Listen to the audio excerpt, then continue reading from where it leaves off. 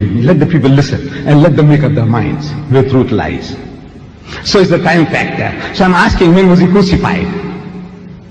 Good Friday. Good Friday. It's Friday.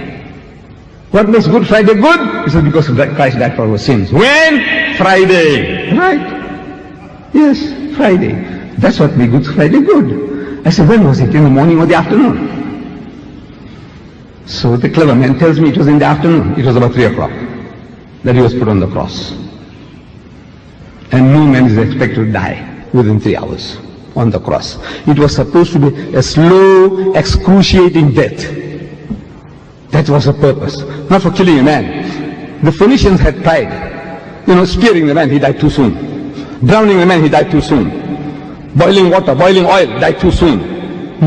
They wanted somebody to die slowly. The guy is lingering on and on. 3 days, 4 days, 5 days. Times history records, up to 6 days the guy would be alive on the cross. It was to be a slow, lingering death. That was the purpose of crucifixion. But they say he died. Okay. So, before evening they brought it down. And the Bible tells us the Jews gave him a Jewish burial bath. The ghusl we give to the dead. Then they put 100-pound weight of medicines around him, like we put camphor to the deceased. 100 pounds weight to put that plastering, 100 pounds. That's what the Bible says. 100 pounds weight. That's what the Bible says. 100 pounds weight was plastered around him, and they put a shroud around him, and they put him into a sepulchre. Sepulchre is not a grave. It's not a grave. It is a big roomy chamber, according to Jim Bishop, a Christian author. In his The Day Christ Died, the name of his book, he said that this tomb was 5 foot wide by 7 foot high and by 15 feet deep. It was like a big roomy chamber with a ledge or ledges inside. So they put him into that sepulchre, and they put a stone in the opening, and they went away. And there was a storm, thunderstorm, lightning, earthquake. Shh. Everybody would enjoy a Roman holiday. Everybody runs away home. You don't get wet. An earthquake. Sure. All these things to chase people away. Giving helping hands if they were there to help him, to secure him, to save him. All right. Let's not go into details. So by the time they brought the body down, hurry. They were in a hurry to put him up. Now in the Bible, and they were in a hurry to bring him down because of the Sabbath. Because on Friday at sunset, it is the Sabbath. Yom Sabt. It's the night comes first, then the day. In Islam, night and day. Ramadan starts. See the moon? Night. Ramadan first night. You see the moon? Ramadan start. You see the moon? Stop fasting. Same thing to the Jews. At sunset, the day changes. Not the Westerner, 12 midnight. Damn it, or you wait till midnight to see the day is changing. But that's your system. That's your system, 12 midnight. You say now it's 1 a.m. 1 a.m. morning. So, right. So they brought the body down. And they put the body into the grave. Into the sepulchre, not a grave. So, Friday night, he's supposed to be in the grave. Saturday morning, the Bible doesn't say when he came out, Saturday morning he's still supposed to be in the grave. Watch my fingers. No tricks of the hand, the sleight of the hand. The guy in the circus, is clowning and he's doing this and that and he's deceiving you with his movements of his fingers. No, watch here, watch mine. Friday night, he's supposed to be in the grave. Saturday day, he's still supposed to be in the grave. Saturday night, he's still supposed to be in the grave. Sunday morning, the first day of the week, when Mary Magdalene goes to the tomb is empty. This is exactly, I'm reading your Bible word for word, verse for verse. Friday night, he's supposed to be in the grave. Saturday day, he's supposed to be in the grave. Saturday night, he's still supposed to be in the grave. Sunday morning, the first day of the week, Sunday morning, not Monday. Sunday morning, the first day of the week, when Mary Magdalene goes to the tomb is empty. So I'm asking, how many days and how many nights? Come, look. It's very simple. Well, by God, no, if your eyes are not, you're not short-sighted. You can see how many nights and how many days. Huh? 2 nights in a day. Look, Friday night, Saturday day, Saturday night, Sunday morning, he's not there. 2 nights in a day. What did he say? For as Jonah was 3 days and 3 nights in the belly of the whale, so shall the Son of Man be 3 days and 3 nights in the belly of the earth. He said 3 and 3, 3 and 3. What we see is 2 and 1. I want to know from you Christians whether this 2 and 1 and 3 and 3 is the same. Come on.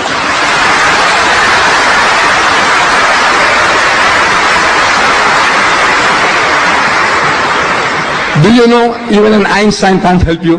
No Einstein can help you in this. Look at this man's simple exercise. 2 nights in a day. He said 3 and 3. 3 and 3. He repeats it 4 times. And he's only giving you 2 and 1. Again he let you down. Look, there's something wrong. That's what the Muslims trying to tell you. There's something wrong with your reading of this. I'm not saying that your Bible is false.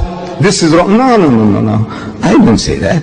I said, you English people, man, you English speaking people, you gave me your Bible in the King James Version, and I like that English. I liked it. I like it. And now I read that Bible you gave me, and I see that is exactly opposite of what you're telling me. Believe me, exactly opposite of what you are trying to tell me. I read it, and that's how I understand. So I'm asking you, is this like Jonah or unlike Jonah? Is this 3 and 3? Is this the same as this? I'm asking you. Look, I'm trying to be clever, funny. No, that's what I said. Look, this is what you are telling me. I read this. This is what I find here. You explain that to me now. You explain that to me. As a Sunday morning, first day of the week, Mary Magdalene goes to the tomb. So I'm asking, why did she go there? The Bible says to anoint him. The Hebrew word anoint is masaha. We do also masah. You know, every Muslim, we make wudu, ablution. And in the ablution, what we do? We wet our hands. And what do you call that? Masah.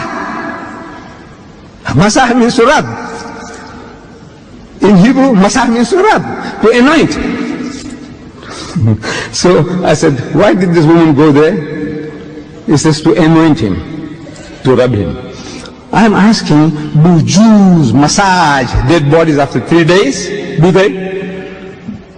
You Christians, do you massage your dead bodies after 3 days? No. We are the closest to the Jew, the Muslims, in our ceremonial law. Do we Muslims massage dead bodies after 3 days? Do we? No. Then why would a woman go along to find a dead, rotting body after 3 days? You know, within 3 hours, this rigor mortis sets in. The hardening of the cells. The decomposition starts taking place. In 3 days' time, the thing is rotting inside, fermenting inside. Such a rotting body, you go and massage it, falls to pieces. It will fall to pieces. So what does she want to do? Unless she's looking for a live person. She must be looking for a live person, because she was about the only woman besides Joseph of Arimathea and Nicodemus who had seen the final rites given to Jesus. She was about the only woman. So she knew that she had seen signs of life. If at all, if the crucifixion took place, as they say, that she had seen signs of life. That after 3 days she is returning to give him treatment. She's worried about the stone. That now what am I going to do with the stone? And when she reaches the tomb, pleasantly surprised, she finds the stone was removed. It was already removed. So she looks inside the cave, in the cave, and she finds empty. So she starts to cry. It's an anti-climax to what she had expected. Jesus was watching her from wherever he was. Not from heaven, from this earth. You see, this tomb was a privately owned property belonging to Joseph of Arimathea, a very rich, influential Jewish disciple of Jesus, who could afford to carve out this big roomy chamber, a sepulchre for himself. Around this sepulchre he had his vegetable garden and his country home, where he went for his holidays, for the weekends with his family. It's not out in the bundu that he was planting wheat and corn for other people's sheep and goats to graze upon. He must have his gardeners, quarters, people to look after his garden. This is all the scene. And Jesus is there. He sees this woman. He knows who she is. So he comes up to her from behind. And he finds her weeping. So he said, woman, woman, why weepest thou? Whom seekest thou? Doesn't he know? Doesn't he know? Of course he knows. Then why does he ask such a silly question? No, it's not a silly question. Actually, he's pulling her leg, metaphorically. Not physically, metaphorically. He's pulling her leg. Says, woman, why weepest thou? Whom seekest thou? She, I'm reading your Bible. She, supposing him to be the gardener. I'm asking, why does she suppose he's a gardener? Do resurrected bodies look like gardeners? That we all, when we are resurrected at the end of time, everybody wakes up as a gardener. So the wife doesn't know that whether this is a husband or father or grandfather, everybody is a gardener. Her son, she doesn't know who's who. Is that how it is? No, the resurrected bodies will be yourself. Everybody will be able to recognize you. It will be the real you. So why does she suppose he's a gardener? I said, because he's disguised as a gardener. Why is he disguised as a gardener? What for? I say, because he's afraid of the Jews. Why is he afraid of the Jews? I say, because he didn't die and he didn't conquer death. Had he died, and if he had conquered death, there's no need to be afraid anymore. Because the resurrected bodies can't die twice. You asked me, who says that? I said, your Bible. Paul says, it is ordained unto all men once to die, and after that the judgment. You can't die twice. So if he had conquered death, no need to be afraid, because nobody can kill him anymore. But he had escaped death by the skin of his teeth. If he gets caught, they'll make doubly sure, the Jews make doubly sure that they kill him. So he's disguised as a gardener. She's supposing him to be the gardener. Says, sir, if you have taken him hence, tell me, where have you laid him? To rest, to relax, to recuperate, not where have you buried him? So that I might take him away. I alone, one frail Jewess, carrying away a dead rotten corpse of at least 160 pounds, not like me, I'm 200. Not like me.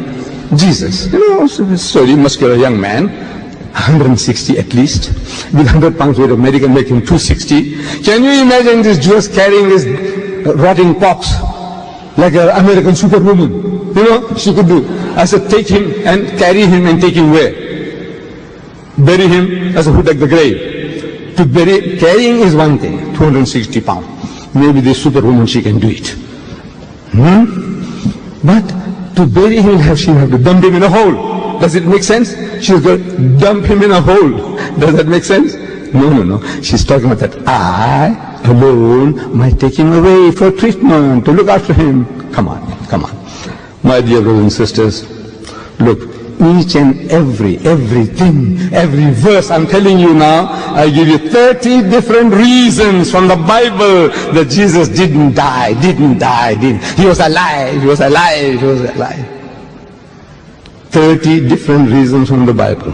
I have written a book called Crucifixion or Crucifixion. I don't know whether it's available in this country, but you write to me, you should get it. Or in my volume 2 of the choice, you should get it. I can see the enthusiasm among my Christian brethren. I would rather give them the chance to ask questions. And there are 2 mics available. There's one on this end and on this other end. I want people to queue up, and then we will ask one at a time, one to the right, one to the left. One to the right, one to the left. But give our Christian brothers a preference, that's all. You Muslims also have a right to ask questions, but give our Christian brethren a preference to ask questions first. Mr. Chair, thank you.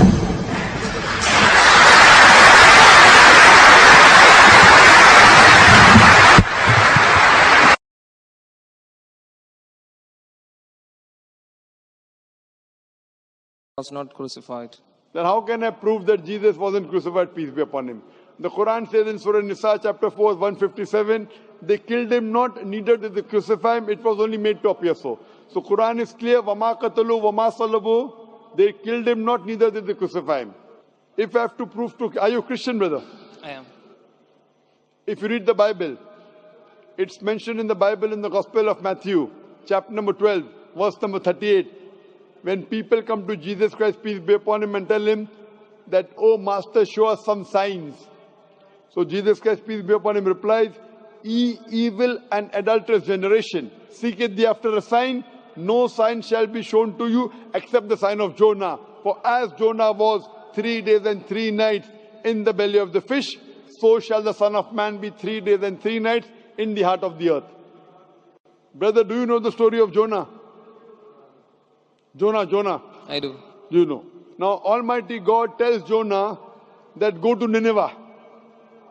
Jonah, being a prophet of God, he says the people of Nineveh, they will not understand, they will not listen to me. He goes to Joppa. It's useless going to Nineveh. So while he's going in the ship, in a boat to Joppa, there's a storm that comes into the sea. This is mentioned in the book of Jonah. Book of Jonah is less than 2 pages. At that time, there was a superstition that the storm in the sea is due to some person not obeying the commandment of the master.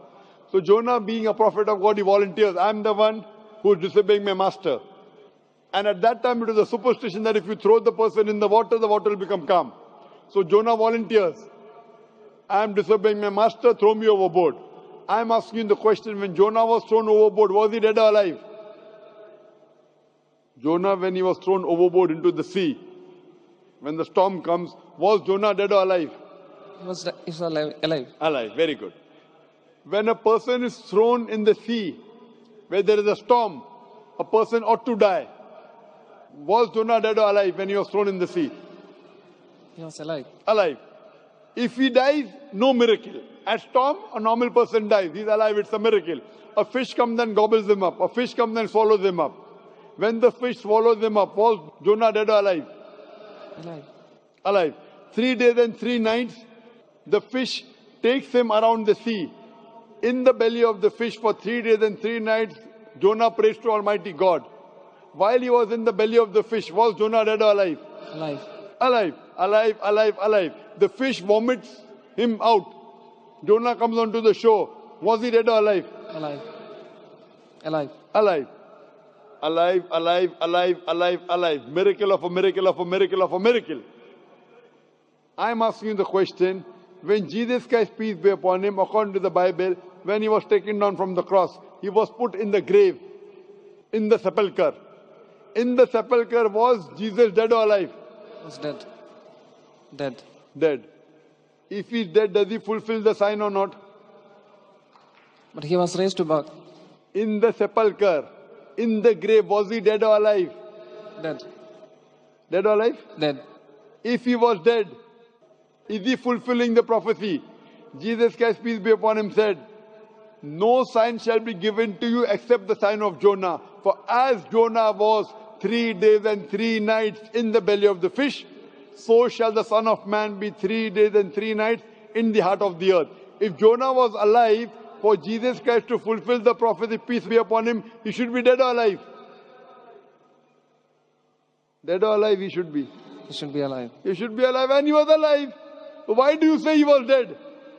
Are you trying to say that Jesus Christ, peace be upon him, lied? If you say he was dead, that means you are saying Jesus was a liar, Nauz Billah. That means Jesus was alive. What has been told to you by the church is wrong. Do you believe in the church or do you believe in Jesus Christ, peace be upon him? But the Bible says Jesus was dead. Where does it say? Give me the reference. I'm not that much known by But Bible. do you know the sign of Jonah, yes or no? Yeah. Was Jonah dead or alive in the belly of the fish? He was alive. So Jesus Christ has to be dead or alive in the earth. But why it is not mentioned in the Bible that he was alive in the... It is mentioned. Where does it say he was dead?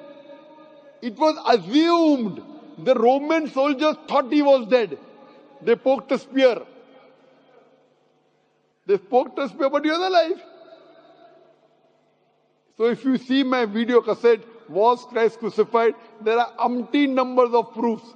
I gave you one proof. Jesus Christ, peace be upon him, did not say that, I gave life to the dead, therefore I am a man of God. He put all his eggs in one basket. As Jonah was dead or alive, you are saying Jonah was alive, peace be upon him. So Jesus also, peace be upon him, has to be alive. Why do you say he's dead? Just because the priest told you. So do you believe more in the priest or do you believe in the Bible? I believe in the Bible. Do you believe in Jesus Christ, peace be upon him, or the priest? I do believe in Jesus. So Jesus Christ, peace be upon him, said, as Jonah was in the belly of the fish, so shall the Son of Man be in the heart of the earth. So Jonah was dead or alive? Jonah was alive. So Jesus Christ, peace be upon him, has to be dead or alive? So the Bible still says he was dead and he raised back to life. Where does the Bible say? I have to find it. But what I'm telling you, Gospel of Matthew, chapter number 12, verse number 38. You know the sign of Jonah, na? I do. That time you were dead or alive? Alive. So when you know the sign of Jonah and you don't know where it is said he's dead, you have to follow what is in red letter. There are many things which are mentioned by Paul, which is not part of the sayings of Jesus Christ, peace be upon him. If you know there is something like a red letter Bible. Red letter Bible means whatever Jesus Christ, peace be upon him, said is in red ink. If you quote me something in black ink, I will not believe. Why? That is not the word of Jesus Christ, peace be upon him. Do you give more preference to Jesus Christ, peace be upon him, or St. Paul? Jesus Christ. What I'm quoting to you is in red. Gospel of Matthew, note it down. Gospel of Matthew, chapter number 12, verse number 38. So don't get me a quotation of black ink. To prove this wrong, you have to get me a quotation in red ink. That's what Jesus Christ, peace be upon him, said. I request you to go home, read the Bible, and when you're convinced, inshallah, come to the truth. Thank you.